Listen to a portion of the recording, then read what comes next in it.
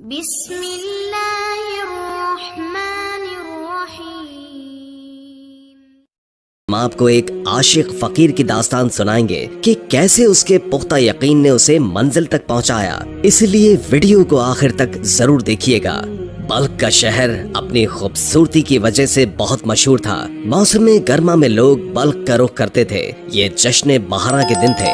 وہاں سے ایک کارواں گزر رہا تھا۔ اس میں ایک انتہائی خوبصورت نوجوان تھا، لیکن اس کے کپڑے پھٹے پرانے تھے۔ بہار کے بعد جب سب لوگ بلخ سے واپس اپنے اپنے مسکن کی طرف رواں دواں تھے، لیکن وہ نوجوان بلخ میں ہی رہا۔ اسے اس شہر میں اپنے لیے سکون ملا۔ اس نے یہاں پر جھاڑیوں میں اپنے لیے ایک کٹیا بنا لی اور وہیں رہنے لگا۔ وہ وہیں بھٹکتا پھرتا۔ ایک دن شام کا وقت تھا۔ فقیر شہر کی گشت سے واپس لوٹ رہا تھا، لیکن آج نہ جانے کیوں وہ کچھ اداس تھا۔ طبیعت بہلانے کے لیے وہ باغ میں چلا گیا۔ اسے وہاں کچھ آواز آئی۔ اس نے وہاں موجود شخص نے کہا، تم جہاں سے بھی آئے ہو واپس لوٹ جاؤ۔ تمہیں معلوم نہیں کہ آج سلطان بلخ کی شہزادی یہاں گشت کے لیے تشریف لائی ہے؟ فقیر نے جب شہزادی کو دیکھا تو ان کی خوبصورتی سے بے حد متاثر ہوا۔ شہزادی کنیزوں کے جھرمٹ میں آگے بڑھی۔ فقیر شہزادی سے اس قدر متاثر ہوا کہ ساری رات سو نہیں سکا۔ اس کے دل میں شہزادی کے لیے محبت پیدا ہو گئی۔ وہ شہزادی کے عشق میں بے حال ہو گیا۔ کچھ عرصے کے بعد اس نے خود کو سنبھال لیا۔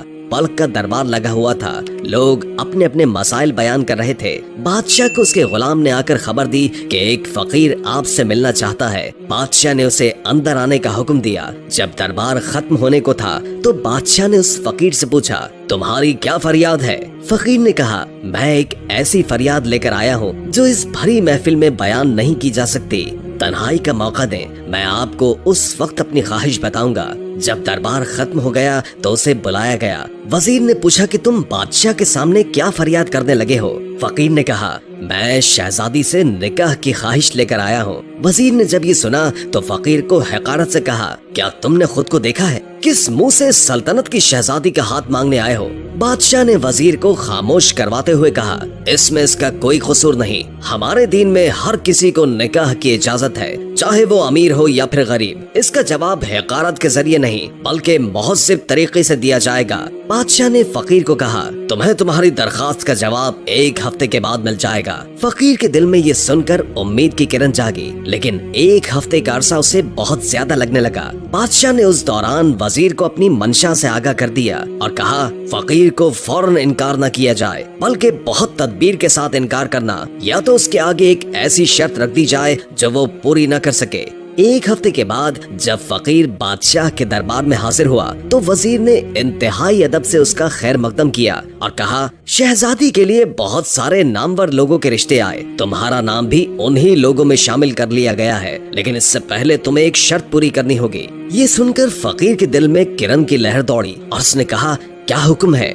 وزیر نے کہا، شہزادی کے لیے ایک سیاہ رنگ کا ہیرا لے کر آؤ۔ فقیر نے کہا، بے شک یہ بہت مشکل ہے، لیکن میں اپنی پوری کوشش کروں گا۔ سنا ہے کہ سیاہ ہیرا برفیلی پہاڑیوں میں موجود ایک سیاہ پہاڑی پر ہوتا ہے، میں اپنی پوری کوشش کروں گا۔ رات بھر وہ فقیر اللہ کے آگے اپنی فریاد لیے روتا رہا۔ صبح ہوئی تو اس کے دل میں اللہ کی طرف سے امید کی کرن جاگی۔ وہ اپنا سامان لیے نکل پڑا۔ اسے سیاہ ہیرے کی تلاش تھی۔ کوہ سار کی وادیوں کو تاریکی نے جکڑ لیا، مگر وہ چلتا رہا۔ وہاں وہ ایک چٹان پر بیٹھ گیا اور درندوں کی آوازوں میں اس کی رات بسر ہوئی۔ صبح کوئی شخص اسے شانے سے ہلا کر اٹھا رہا تھا۔ اس نے دیکھا تو ایک بوڑھا شخص تھا جو کہہ رہا تھا، بیٹے یہ بیٹھنے کا وقت نہیں ہے، ایک چٹان ٹوٹ کے گر گئی ہے، تم اپنے نکلنے کے لیے راستہ بناؤ ورنہ شام تک یہاں سیلاب آ جائے گا۔ فقیر گھبرا کر اٹھا اور چل پڑا۔ اسے راستے میں نکلتے وقت ٹوٹی ہوئی چٹان میں چمکتا ہوا پتھر دکھائی دیا تو اس کی خوشی کی انتہا نہیں رہی۔ اسے نہ جانے یہ یقین تھا کہ یہ وہی ہیرا ہے جسے ڈھونڈنے کے لیے وہ نکلا ہے۔ وہ خوشی کے عالم میں بلخ کی طرف روانہ ہو گیا۔ سفر میں اسے کئی دن گزر گئے۔ جب وہ بلخ پہنچا تو دربار میں حاضر ہوا۔ وزیر نے کہا، تم پھر آ گئے جبکہ تمہیں بتا دیا گیا تھا۔ فقیر نے کہا، मैं शर्त पूरी करके आ गया हूँ। और वो सियाह चमकता हुआ हीरा बादशाह के आगे रख दिया। सब दरबारी इस मुनफरिद और नायाब हीरे को देखकर दंग रह गए। फकीर ने अपनी ख्वाहिश का इजहार किया और कहा, मैंने शर्त पूरी कर दी है, अब मेरी ख्वाहिश पूरी की जाए। वजीर ने कहा, इसमें कोई शक नहीं कि तुम कामयाब होकर लौटे हो, लेकिन इसके बाद एक और शर्त है जो तुम्हें पूरी करनी है। फकीर ये सुनकर मायूस हुआ, लेकिन उसे उसके इश्क ने हिम्मत दी। उसने हामी भर ली और पूछा, अब क्या शर्त है? वजीर ने कहा, शहजादी के कानों के आवेजों के लिए मोती दरकार है। वो मोती बहुत दिलकश और बेहद खूबसूरत रंगों का हामिल है। अगर वो तुम ले आओ तो तुम्हारी ख्वाहिश पूरी कर दी जाएगी। फकीर एक बार फिर मंजिल मकसूद की खातिर एक और इम्तिहान के लिए निकल पड़ा।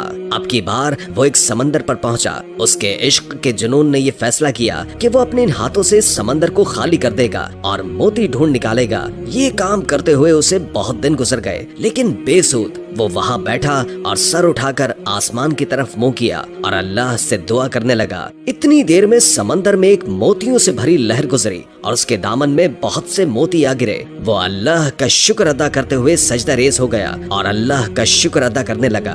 खुशी और तशक्कुर के इस आलम में वो दामन में भरे मोती लेकर बल्ख की तरफ वापस पलट गया। बादशाह के दरबार में पहुंचकर उसने अपने दामन में भरे सारे मोती बादशाह के आगे पेश किए, इस उम्मीद के साथ कि अब वो अपनी मंजिल पा चुका है। लेकिन वजीर ने उसके इस जुनून का मजाक उड़ाते हुए कहा, तुम कहाँ और शहजादी कहाँ? अभी भी वक्त है कि तुम अपनी इस जुनूनियत से बाहर आ जाओ। इतनी देर में एक शहजादी दौड़ती हुई आई और कहा कि शहजादी की तबीयत खराब हो रही है, वो बेहोश होकर गिर गई हैं। महल में कोहराम बर्पा हो गया। बादशाह के पहुँचते पहुँचते शहजादी दारे फानी से कूच कर चुकी थी। हर तरफ सोग का आलम था। बादशाह पागल हो गया। पूरा बल्ख शहजादी की मौत पर सोग मना रहा था, लेकिन इस आलम में उस फकीर के चेहरे पर कोई इस्तराब मौजूद नहीं था। जब शहजादी का जनाजा उठाया गया तो वो फकीर भी उसमें शामिल हो गया। शहजादी को मनो तले मट्टी में दफना दिया गया। उसी दौरान रात हो गई और पूरा बल्ख सोगवार हालत में सो गया, लेकिन इस दौरान वो फकीर जागता रहा और अपने इश्क की खातिर शाही कब्रिस्तान में जा पहुंचा और वहां जाकर शहजादी की कब्र का बोसा लिया और कब्र की मट्टी हटाने लगा। तख्ता हटाकर वो शहजादी के बेजान जिस्म को लेकर निकल पड़ा। वो कुटिया में उसे ले गया और इंतहाई एहतराम से लेटा दिया और रो रो कर अल्लाह के आगे फरियाद करने लगा। इतनी देर में उस कुटिया में एक तबीब दाखिल हुआ। उसके साथ उसका शागिर्द भी मौजूद था। तबीब ने शहजादी के उस बेजान जिस्म को देखते हुए नफ्स पर हाथ रखा और कहा, मायूस न हो, ये अभी जिंदा है, इस पर सख्ते का आलम है। तबीब ने जंजबील की एक शीशी फकीर को दी और कहा, शहजादी के तलवों पर इसकी मालिश करो। शहजादी के जिस्म में हरकत पैदा हुई और उसने आंखें खोल दी। फकीर ये देखकर हैरान और बेहद मसरूर हुआ। शहजादी ने खुद को अजनबी माहौल में देखकर पूछा, मैं कहाँ हूँ? फकीर ने कहा, आप फिक्र न करें, आप एक महफूज पनाहगाह में हैं। इसके बाद फकीर ने तमाम दास्तान शहजादी को सुना डाली। शहजादी इस फकीर के जुनून इश्क को देखकर बहुत हैरान हुई। उस तबीब ने उन दोनों का निकाह पढ़वा दिया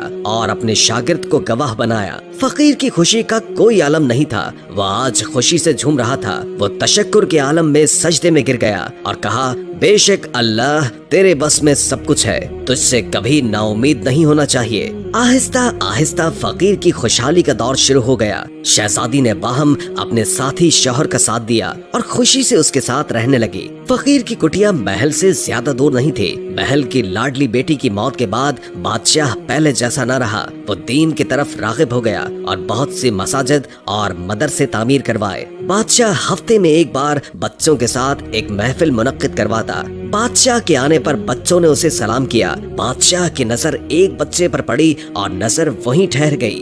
उसने उस बच्चे को अपने पास बुलाया और मौल्लिम को बुलाकर कहा, इतना खूबसूरत और रोशन चेहरे वाला बच्चा किसका है? मैंने तो उसे पहले कभी नहीं देखा। मौल्लिम ने कहा, हुजूर, कुछ दिन पहले ही इसका बाप इसे यहाँ लाया है। बादशाह ने बच्चे को उसके बाप को साथ लाने का हुक्म दिया। जब फकीर ने ये सुना तो सारी बात शहजादी को बता दी। शहजादी परेशान हो गई। उसे महसूस हुआ कि आज सच जाहिर होने का वक्त आ चुका है। फकीर भेष बदल कर अपने बच्चे के साथ महल में दाखिल हुआ। सब इस बच्चे की खूबसूरती देखकर दंग रह गए। बादशाह इस बच्चे को मलका के पास ले गया। मलका ने कहा, इस बच्चे की शक्ल हूबहू मरहूम मरहूम शहजादी से मिलती है। कुछ भी हो, मुझे ये बच्चा चाहिए। बादशाह ने कहा, इस बच्चे का बाप फकीर मालूम होता है, लेकिन ये जेब नहीं देता कि हम बच्चे को उसके वालिदैन से जुदा करें। मलिका ने कहा, हम इस बच्चे के साथ उसके वालिदैन को भी महल में बुला लें और उसके रहने का इंतजाम कर लें। बादशाह ने इस बात पर मलिका को सराहा और बाहर जाकर फकीर को मुखातिब किया और कहा कि अगर तुम चाहो